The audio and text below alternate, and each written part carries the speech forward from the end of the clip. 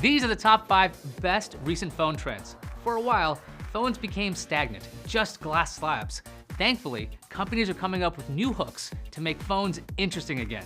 Here are some of the best trends. At number 5 is foldable phones. We saw the Royale Flex Pi and it looked interesting. Then there was the Galaxy Fold, which looked pretty slick in Samsung's demos. Then there was the Huawei Mate X, which looked amazing. At first, folding phones seemed like a gimmick, but I think they are really going to fill a need over time. Folding phones should allow for even more serious apps for power users.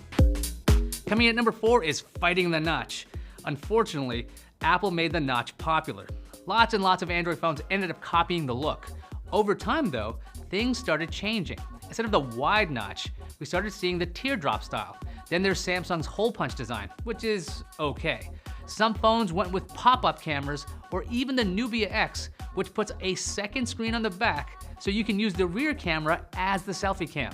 None of these are perfect, but we're headed in the right direction. At number 3 is wireless charging improvements. Wireless charging has gotten faster and faster. A downside is that some of these faster charging technologies are not compatible with each other. Then we've got reverse wireless charging.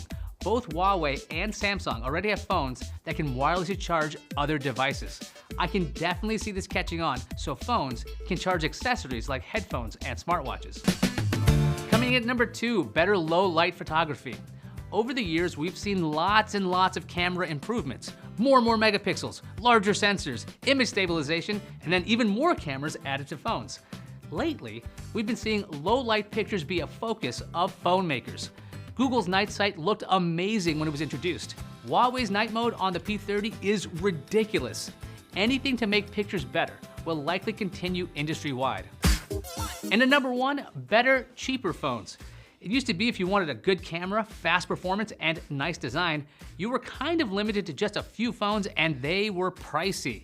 Now, you can get a pretty awesome phone for under $500. The iPhone 7 is still around for about $450. Then there's the Moto G7 for around $300.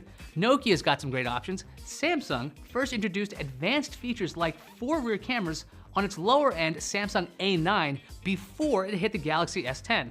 There has been some nice growth in non-flagship phones, which is a welcome trend.